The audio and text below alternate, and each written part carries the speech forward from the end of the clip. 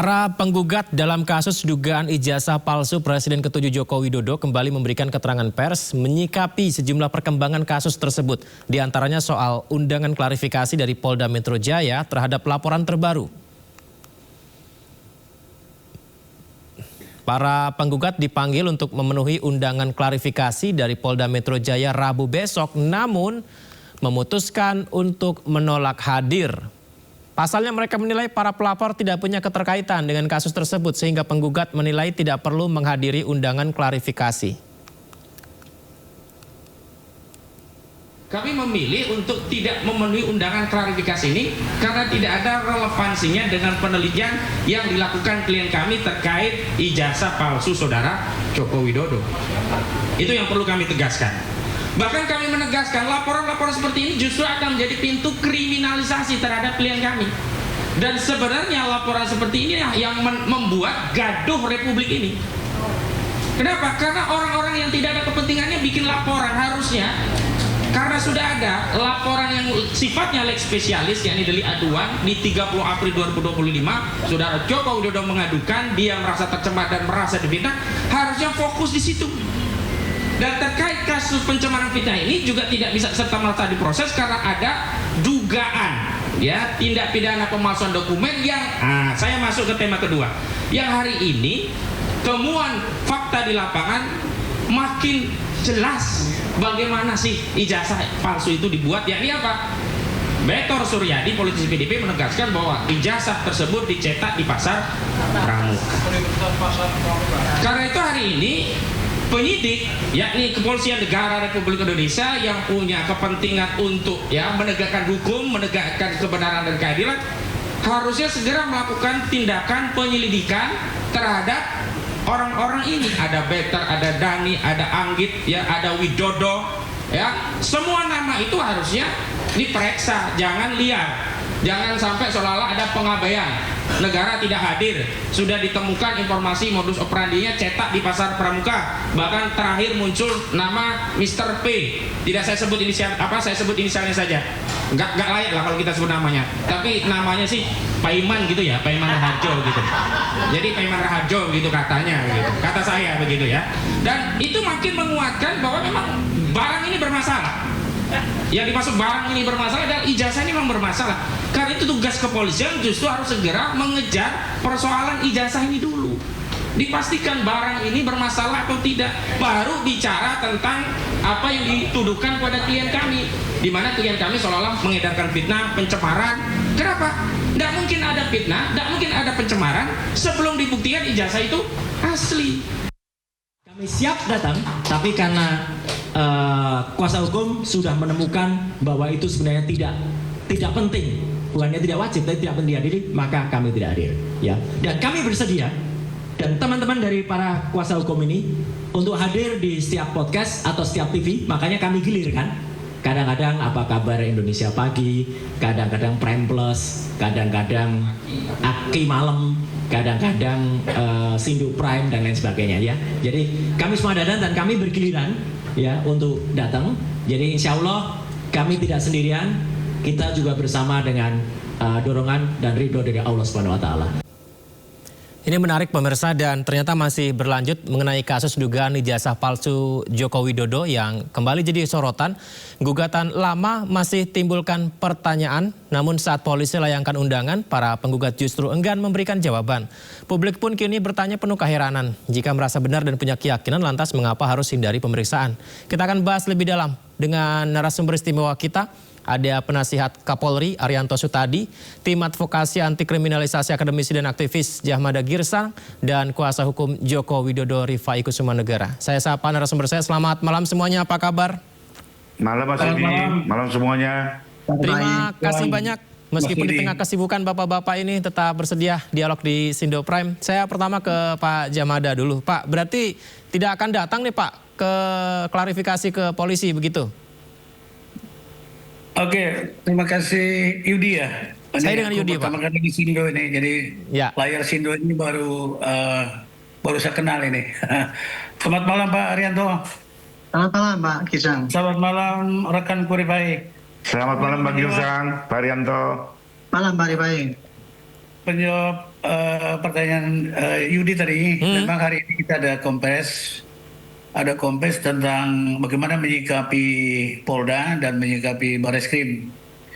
Dan tadi kita simpulkan bahwa untuk panggilan klarifikasi di Polda Metro Jaya tanggal 2 besok, sementara ini kita hold dulu ya, karena kita banyak konsentrasi yang kita harus persiapkan demi kebaikan semua tentunya. Jadi itu alasan kita untuk sementara ini, rekan Yudi. Jadi intinya jawabannya adalah besok untuk tanggal 2 kita tidak hadir dulu di Polda Metro Jaya untuk menyikapi undangan klarifikasi dari Polda Metro Jaya. Sementara begitu. Ya. Tapi kan begini ya Pak Jamanda ya, ketika mendapat panggilan dari pihak kepolisian, bukankah di saat itu bisa memiliki kesempatan untuk menjelaskan banyak hal terkait ijazah, ternyata ini memang harus terus dilanjutkan pemeriksaannya dibalik dengan pemanggilan untuk klarifikasi. Kenapa menghindar begitu Pak? Ya, bukan menghindar ya, kita lebih baik persiapan yang matang ya. Dan ini kan sebelumnya tanggal 15, tanggal 25 April kemarin, 25 bulan lalu ya, kita sudah ada klarifikasi juga, undangan klarifikasi hampir yang sama, yaitu laporan dari kliennya Pak Bang Rifai atau rekan Rifai kan, kita sudah klarifikasi itu. Nah sekarang ada lagi undangan lagi yang hampir sama bentuknya, cuman ini sesudah kita pelajari adalah itu akumulasi dari laporan-laporan yang ada di Polres sekitar Jakarta, dari Depok, dari Bekasi, dan dari tempat lain. Akhirnya diakumulasi dipusatkan di Polda Metro Jaya. Itu kan perlu kita sikapi. Jadi kita tidak sembarang untuk memberikan nanti jawaban dalam klarifikasi itu. Dan kedua itu masih bersifat undangan kan. Bukan berarti kita menyanyiakan waktu untuk menjawab itu, tidak. Tapi lebih baik kita persiapan. Jadi cenderungnya ke situ. Sebelum kita menjawab yang lain alasan kita apa gitu loh. Kita juga pelajari kan ini yang melaporkan ini dari Polres sekitar yang ada di Jabodetabek ini apa kepentingannya kan itu kan? Ada kepentingan apa? Ada 5 pihak atau 6 pihak ini yang melaporkan di Polres sekitar lah, saya kata sekitar ya. Sekitar DKI Jakarta ini atau Jabodetabek ini apa kepentingannya. Nah kita perlu pelajari itu dulu secara mendalam. Jadi kita kuasa hukum kan tidak sembarang untuk menjawabnya. Jadi legal standing mereka ini apa? Gitu loh. Jadi ada 2 minimal, kita bukan mengulur-ulur waktu untuk menghadiri undangan ini, tapi yang melaporkan ini di Polres sekitar Jabodetabek ini apa kepentingannya dalam hal yang kita sebut dengan katakanlah ijazah palsu tanda petik ya. Itu sementara. Jadi dalam waktu dekat ini itu yang kita pelajari. Selain konsentrasi tanggal 3 juga untuk menjawab undangan dari Bareskrim tentang gelar perkara khusus. Nah itu semua akan dipersiapkan. Saya kira gitu rekan Yudi sebentar ya. Itu yang soal gelar perkara khusus juga menarik Pak. Kami mendengar juga ada yang disampaikan agar polisi mengusut, menyelidiki apakah ada kebenaran yang soal ijazah membuat di Pramuka, Pasar Pramuka itu Pak. Kira-kira teman-teman ada temuan baru tidak Pak? Dan hal itu bisa terus dilanjuti oleh polisi? Ya sejauh ini mungkin saya nggak menjawab ya, tapi secara medsos lah katakan ya, secara masyarakat ada informasi ada di masyarakat itu kan berkembang sekali dan cepat sekali. Yang disebut Pak Biatur Suryadi dan yang lain-lain itu kan mengatakan bahwa mereka menemukan hal baru yang terjadi di Pasar Pramuka yang sekarang disebut UPP itu julukannya. Nah termasuk itu sebenarnya nanti kita mau gabungkan itu waktu gelar perkara khusus di Bareskrim. Artinya untuk kesempatan gelar perkara khusus yang ada di Bareskrim tanggal 3 lusa itu tentu kita harus bawa yang kita punya. Membawa yang kita punya berarti ada bukti baru kah Pak? Ya pasti, tanpa itu kayak rasanya sia-sia ya, dan kita bawa ahli juga. Kita akan bawa ahli juga. Jadi itu kita anggap itu kesempatan yang bagus. Jadi yang namanya transparan yang sempat disinggung Kapolri itu barangkali disitulah nanti pertemuan antara kami selaku pelapor awal yang masuk ke Dumas ini dengan Bareskrim yang sudah membuat statement seperti beberapa waktu yang lalu yang namanya identik.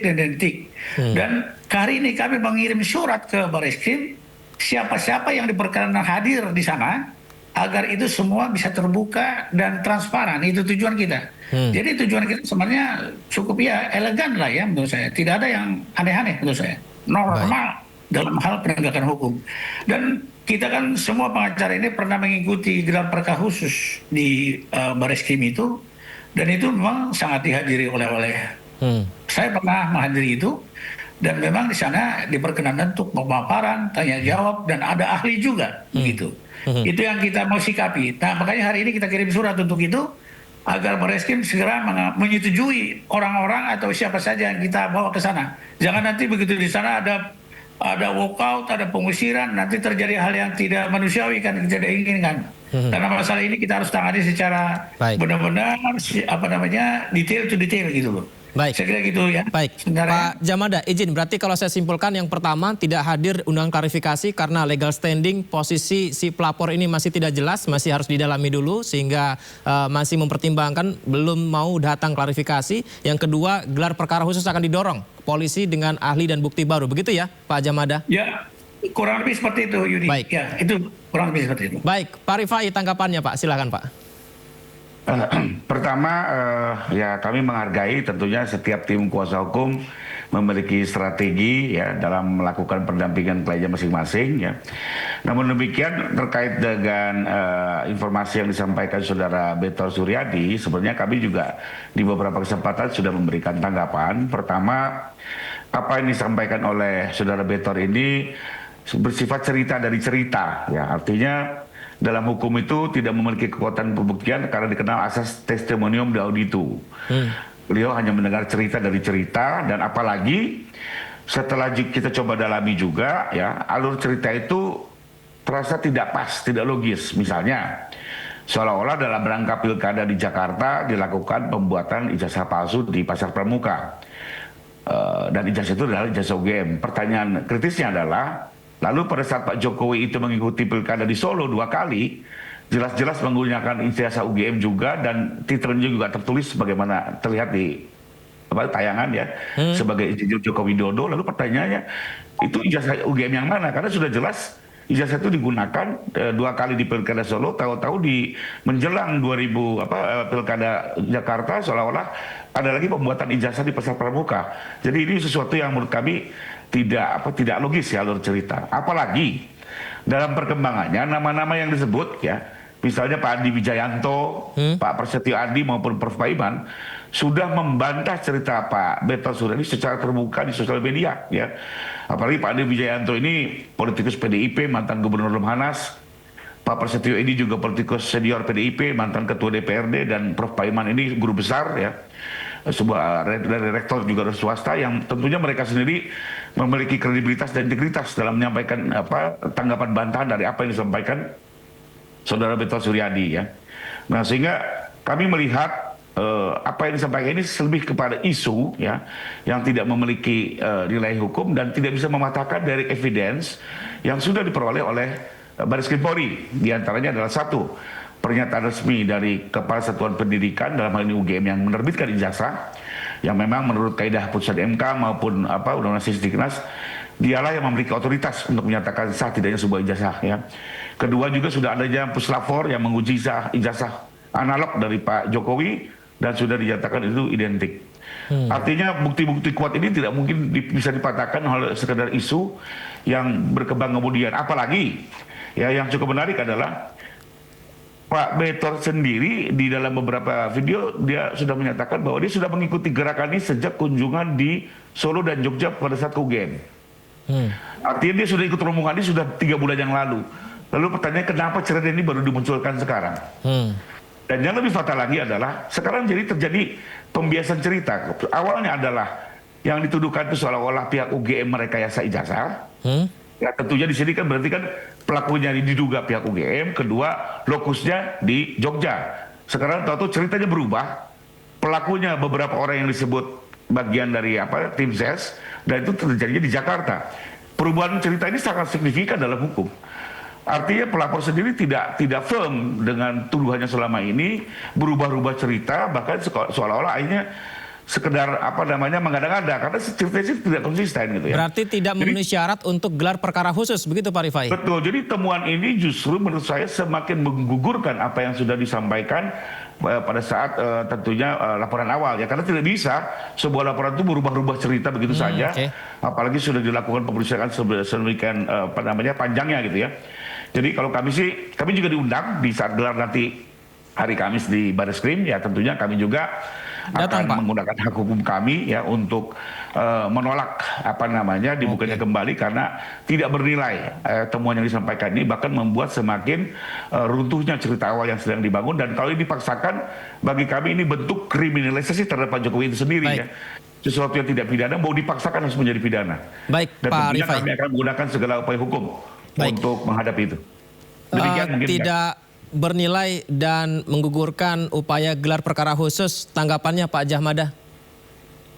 Oke, jadi saya kira saya tadi dengar kata rekan Rifai, satu hal yang kita perlu cermati dalam hal ini, siapapun itu, atau Beatur Suryadi atau Pak Iman atau siapapun itu bukan semata-mata kita yang men-searching.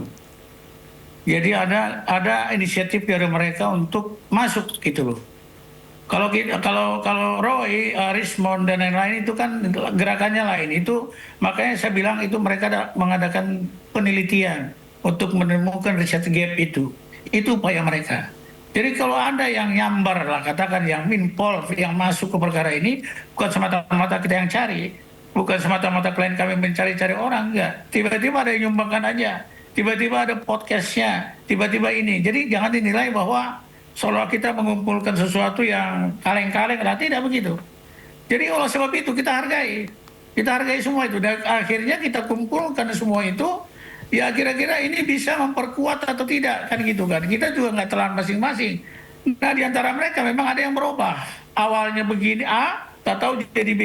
Nah, itu hak mereka lah gitu. Artinya masih dalam konteks untuk membicarakan ijazah palsu ini, katakan quote and quote begitu ya, itu topiknya gitu. Jadi bukan semata-mata kita mencari ini. Nah, siapa yang pertama menimbulkan, contohnya menimbulkan isu pojok pramuka atau pasar pojok pramuka, kan bukan kita. Tiba-tiba ada aja yang nimbrung gitu loh. Lantas kita kolek dong, karena kita memang dalam rangka menegakkan itu, untuk menjawab persoalan yang ada di masyarakat ini gitu loh. Apapun tentu kita terima. Nah tentu kita tidak terima mentah-mentah seperti kata rekan Rifai tadi. Kita juga analisa, tim kita cukup banyak, ada tim peneliti, ada tim yang mempelajari pasal-pasal, dan ada tim yang lain untuk mengamati sosial gitu loh. Jadi kita memang sudah rancang seperti itu. Saya kira gitu ya teman saya untuk ini. Baik, izin kembali ke Pak Arianto, baru ke Pak Arianto. Pak Arianto, ini dengan bergulirnya kasus dugaan ijazah palsu Pak Jokowi hingga saat ini, apakah ini masih relevan Pak Arianto untuk terus dilanjutkan, Pak Arianto? Ya, saya perkirakan dari dulu ini yang mekanisme seperti ini pasti akan terjadi. Saya perkirakan ya, karena penghentian penyelidikan yang di Barreskrim itu diprotes ya oleh pihak yang melaporkan waktu itu. Kemudian kan kemungkinannya ini ya melakukan gelar khusus gitu, karena di dalam perkap memang ada, kalau ada sesuatu boleh digelar khusus. Nah, tapi dilakukan gelar khusus itu atau tidak ya tergantung daripada Barreskrim sendiri mau apa enggak, kan gitu. Dulu saya mengatakan begitu. Ya. Tapi kemudian seandainya tidak dilakukan gelar khusus di Barreskrim, masih ada kesempatan lagi untuk nanti digelar di Polda Metro juga gitu, untuk ya gelar yang terbuka itu tadi gitu. Tapi sekarang ternyata Kabar Reskrim katanya sudah mengundang untuk mengadakan gelar khusus itu. Ya. Perkiraan saya gelar khusus yang akan dilakukan di Mabes itu seperti dengan usulan saya dulu itu pertama kali ya, bahwa kalau kita menyidik itu sebaiknya transparan. Makanya dua pihak mesti diundang, biasanya kan gitu ya.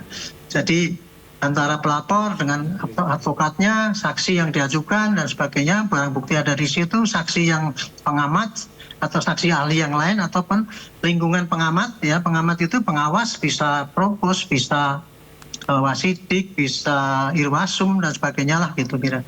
Kan hanya melihat aja nanti digelar kembali kan gitu kan. Ini seperti ini, kemudian nanti dari gelar itu kemudian tinggal kesimpulannya Bareskrim setelah melihat gini-gini, saya menyimpulkan begini loh, gitu. Ada dua kan, berarti oh ini berarti cukup bukti atau tidak cukup bukti, ya sudah cuma gitu aja. Jadi kalau untuk undangan yang di Mabes saya itu memang mungkin terjadi kalau Mabesnya mau ngundang. Tapi perkiraan saya yang akan terjadi adalah kayak gitu tadi. Gelar kemudian mengundang berapa pihak termasuk Kompolnas dan Komnas HAM kalau seandainya itu perlu diundang. Nah, setelah itu nanti digelar hasilnya terserah daripada Bareskrim lagi gitu. Baik. Itu kalau pandangan saya ya kalau itu tatanya. Kemudian yang kedua Pak, kalau untuk yang tadi dipanggil ya di Polda yang nggak mau apa saya menjawab sekarang atau nanti nih? Untuk yang dipanggil yang Polda nggak mau. Oke, bisa ditahan dulu. Kita dengar dulu ya Pak Arianto. Ini soal pernyataan tim advokasi soal tuntutan ke Bareskrim Polri yang minta ditindaklanjuti temuan ijazah Jokowi diduga dicetak di Pasar Pramuka. Kita simak dulu ya Pak Arianto berikut ini. Kami sikapi setelah kami rapat, yang jelas info itu kami sampaikan, dan yang paling penting kami menuntut agar temuan data fakta Pasar Pramuka, ya, temuan data UPP, ya, apa itu UPP? Universitas Pasar Pramuka harus ditindaklanjuti oleh Bareskrim Mabes Polri. Sebab kalau Bareskrim Mabes Polri tidak menindaklanjuti temuan data fakta ya Pasar Pramuka yang menyebutkan modus operandi dari pemalsuan ijazah saudara Joko Widodo tadi diduga dicetak di Pasar Pramuka, tepatnya Pasar Pojok Pramuka begitu, yang hari ini sudah terbakar, maka ini sama saja negara mengabaikan kejahatan. Negara justru terlibat dalam obstruction of justice. Kenapa obstruction of justice? Karena membiarkan kejahatan itu terjadi, tidak menggunakan kewenangannya untuk meneliti, melakukan penelaahan melalui proses penyelidikan dengan mengambil keterangan pihak-pihak yang selama ini suaranya ya keterangannya sudah viral di berbagai media massa. Dan terakhir terkait penghentian ya penyelidikan kasus dugaan ijazah palsu saudara Joko Widodo di Bareskrim Mabes Polri, kami tegaskan ini adalah tindakan yang abuse of power atau menyalahgunakan kewenangan. Kenapa? Karena kami tegaskan penyalahgunaan kewenangan atau abuse of power itu bisa terjadi dalam 3 keadaan. Pertama, menggunakan kewenangan bukan untuk peruntukannya. Kedua, menggunakan kewenangan melampaui peruntukannya. Dan ketiga, menggunakan kewenangan mengambil tindakan tanpa dasar kewenangan. Dan yang terjadi penghentian penyelidikan oleh Bareskrim Mabes Polri adalah menghentikan penyelidikan tanpa dasar kewenangan. Kenapa? Di KUHP, kewenangan penyidik itu hanyalah untuk menghentikan penyidikan dengan produknya SP3. Tidak ada satupun pasal di dalam KUHP yang memberikan kewenangan kepada penyidik untuk menghentikan penyelidikan. Karena itu tindakan Bareskrim Polri yang secara pihak menghentikan penyelidikan ini masuk kategori abuse of power, menyalahgunakan kewenangan. Karena itu agar abuse of power itu hilang, Bareskrim harus melanjutkan penyelidikan, apalagi ada temuan baru terkait Pasar Pramuka. Ya, itu tadi penyampaian dari Pak Hosinudin. Baik, kembali ke Pak Arianto. Tadi bisa menanggapi juga ya Pak mengenai temuan dugaan di pembuatnya ijazah di Pasar Pramuka. Tapi bisa dilanjutkan Pak, yang disampaikan. Silakan Pak. Oke ya, itu tadi kan pendapatnya dari sana gitu ya, dari penasihat hukumnya kayak gitu, punya pendapat gitu. Mengatakan ada abuse of power dan sebagainya itu. Berpendapat boleh saja. Bagi Bareskrim kayak gitu ya tidak masalah Pak. Hanya nanti yang akan prediksi saya ini ya, yang akan dilakukan oleh Bareskrim adalah nanti akan manggil itu, diundang, kemudian akan dilakukan gelar perkara, dan gelar perkara itu mekanismenya cuma kayak gitu aja. Yang diundang ini semua, kemudian diceritakan penyidikannya kayak gini hasilnya, kemudian kalau itu tadi kemudian akan ada diajukan bukti baru kan tadi kan. Karena ini kan masih dalam penyelidikan. Ya oke, bisa saja sampaikan di situ. Nah, perkara itu nanti kemudian akan dilanjutkan dengan pemeriksaan apa tidak itu terserah nanti Bareskrim gitu. Pak Arianto, kalau karena memang kayak gitu Pak ya. Selama saya jadi penyidik 50 tahun itu Pak ya. Ya, Kalau ya. ada laporan masuk gitu ya. Masuk masih kan diterima di SPK itu. Kalau sekarang sudah mending tuh di SPK sudah disaring dengan ada tim peneliti itu apakah itu ada pidana apa tidak gitu. Kalau dulu tidak Pak, dulu sudah masuk buku A, kemudian ditunggu sampai sebulan jadi buku B, masuk naik penyidikan. Kalau tidak bisa ya dihentikan gitu aja. Nah sejak itu dulu saya bikin perkap bahwa kalau ada laporan masuk itu, kemudian maka harus dilihat, diteliti gitu, untuk menentukan itu ada pidana apa tidak. Kalau tidak ada ya sudah, itu dinyatakan tidak ada pidana, nggak bisa naik ke penyidikan. Itu yang sudah terjadi Pak. Jalannya penyidikan tuh ya kayak gitu dari dulu berpuluh-puluh tahun itu Pak gitu Pak. Nah kalau sekarang kemudian pihak yang merasa dihentikan penyidikannya itu tidak terima, ya nggak apa-apa. Cuman saya nggak ngerti apa cara yang akan dilakukan lagi. Mungkin bikin LP baru mungkin ya itu yang mungkin ditempuh oleh mereka. LP baru ini bukti-buktinya yang itu tadi. Jadi intinya tinggal lihat nanti kemis itu yang terjadi itu apa yang terjadi di sana itu terserah Bareskrim yang melakukan. Kalau boleh berandai-andai nih Pak Arianto, izin Pak Arianto, kalau boleh berandai-andai. Pada saat misalkan Pak Arianto masih bertugas sebagai penyidik dengan bergulirnya kasus ini, bukti-bukti yang disampaikan ini, layakkah untuk melakukan gelar perkara khusus Pak atas laporan yang sekarang? Layak, kalau menurut saya ya itu tergantung daripada wasidik. Kalau ini kan sekarang ini ya, mau dilakukan penyidikan khusus itu yang menimbang layak dilakukan apa tidak itu adalah dari wasidik gitu. Oh, oke. Kalau wasidik itu dilaporkan gitu, oh ya ini ternyata kekeliruan gitu ya, kemudian dia sarankan ada penyidik ada gelar lagi. Itu wasit kemudian akan menyarankan kepada Bareskrim, kepada penyidiknya lah gitu. Nah penyidiknya dia akan ngundang itu. Wong itu yang namanya gelar itu nggak masalah kok, cuman kayak semacam rapat aja, mengundang sana, undang sini, masing-masing ditunjukkan ini loh penyidikan kayak gini. Udah cuma gitu toh Pak itu. Jadi nggak suatu barang yang susah banget itu kayak gitu. Cuma nanti hasil daripada penyidikan itu tadi nggak bisa dipaksakan Pak. Itu harus gini nggak bisa. Jalan saya menurut saya kalau memang dari pihak sana yang tidak terima itu, seandainya contoh ya nanti seandainya itu nanti wasidik hasil dari gelar mengatakan oh ya Pak ini kesimpulannya adalah tetap tidak ada barang bukti sehingga perkara ini nggak bisa kita naikkan penyidikan. Itu kemungkinan kayak gitu putusannya. Nah, ini bisa saja yang pihak melaporkan tadi temuan pramuka tadi bikin LP baru. Mau di Bareskrim situ boleh, mau di Jakarta Pusat juga boleh. Terserah aja bikin LP baru nanti. Polisi akan menerima laporan polisi itu nanti akan diperiksa penyidik yang menerima itu Pak. Mekanisme kayak gitu Pak. Jadi ini bukan sesuatu yang sulit bagi saya sih. Baik Pak Djahmada, dengan bergulirnya ya ada di podcast, ada di pemberitaan, media sosial dan lain sebagainya bahwa ijazah ini dugaannya dibuat di Pasar Pramuka. Memang bukan dari pihak Pak Djahmada Girsang dan teman-teman yang menyampaikan ini, tapi begini, apakah ada keyakinan ke arah sana sebenarnya dari pihak Pak Djahmada dan kawan-kawan? Apa yang bisa meyakinkan keyakinan itu? Sebelum ke situ mungkin saya respon dulu Pak Arianto ya. Silakan Pak. Pak Arianto ini kan orang kepolisian ya, 50 tahun mengabdi. Tapi kita sama-sama penegak hukum. Dan saya pun pernah mengikuti gelar perkara khusus di Bareskrim. Dan itu kalau dipenuhi gelar perkara khusus ini, menurut saya ini satu penegakan hukum yang benar-benar ya tegaklah gitu ya. Ya. Benar, jadi dalam ini saya mau jelaskan siapa yang memanggil kita pihak kami, baik pihak rekan Ripai, karo wasidik. Nah tentu dia yang bertanggung jawab tentang penyelidikan yang kita sebut tadi. Nah kalau udah tercapai nanti di sana yang pernah Pak Arianto alami selama berdinas di kepolisian dan kita advokat ini juga pernah ke sana, dan di sana benar-benar terbuka. Itu yang kita inginkan. Itu yang kita inginkan. Nah kalau selama yang kemarin yang Bareskrim itu kan kita bisa judge itu prematur lah, apalah segala macam kan. Nah sekarang dipenuhi.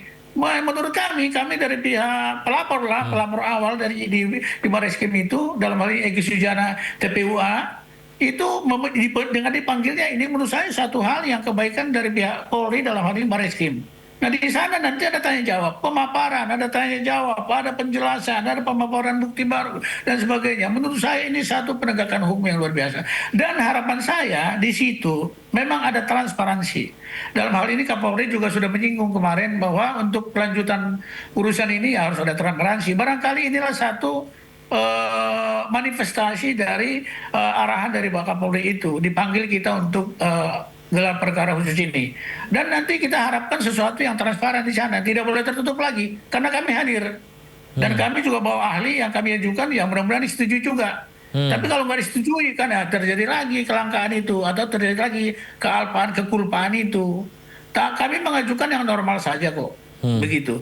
Nah, kemudian itu pertama. Kemudian menanggapi yang tadi yang terjadi podcast di mana-mana tentang Pramuka. Itu kan menyinggung itu kan memberikan informasi yang sangat menyeramkan menurut saya gitu loh. Dan kalau kita tidak respon itu bagaimana gitu loh. Sementara kita berkepentingan untuk informasi-informasi seperti itu. Dan yang memberikan keterangan itu satu loh, tanda petik bukan orang sembarangan juga gitu loh. Lantas bagaimana kita menyikapinya? Kita tampung saja. Dan kita perdalam saya dengan Pak Biatur Suryadi itu kita perdalam. Dan hari ini mungkin dia juga live di salah satu stasiun televisi menjelaskan itu dan saya tidak ikuti. Tapi pihak kita sudah koordinasi dengan dia gitu. Dia mengatakan benar. Nah, lantas kalau dia mengatakan benar, dia berani dengan gamblang mengatakan dibuat di sana dengan tim Solo dan di Jalan Menteng segala macam itu kan semacam detail banget itu kan, detail sekali. Baik. Apa kita nggak respon? Kita respon tentunya, kita hargai setidaknya. Baik Pak Jamada. Ya. Baik Pak Jamada, mungkin singkat saya ingin Pak Arianto ditanggapi sedikit Pak. Iya, kalau bagi saya Pak itu ada info baru itu tadi ya itu silakan saja mau disampaikan pada waktu gelar ya silakan. Itu hak daripada mereka untuk menyampaikan yang kekurangan. Makanya dia minta digelar ulang kan mungkin ada tambahan. Perkara ini tambahannya itu baru-baru nggak apa-apa. Karena memang kalau yang namanya penyidikan itu kan ingin mencari terangnya perkara, menghimpun sebanyak mungkin bukti. Nah kalau kemarin buktinya belum masuk dan sekarang ini digelar terbuka ini, kemudian disampaikan, pasti pimpinan yang gelar akan dengar juga. Nah, cuman tinggal nanti kesimpulan daripada pimpinan gelar itu apakah mau diteruskan atau enggak itu ya kita terserah pada yang menentukan dalam penyidikan itu. Kita hanya mendengar gitu. Jadi tidak masalah Pak itu bagi saya mau disampaikan maupun tidak itu hak mereka dan tidak bisa kita tolak gitu. Baik Pak Arianto, saya gemes sekali ingin sekali membahas ini panjang lebar. Tapi terakhir mungkin saya ke Pak Rifai dulu Pak. Ini bagaimana singkat saja Pak? Silakan penutup dialog kita nih Pak.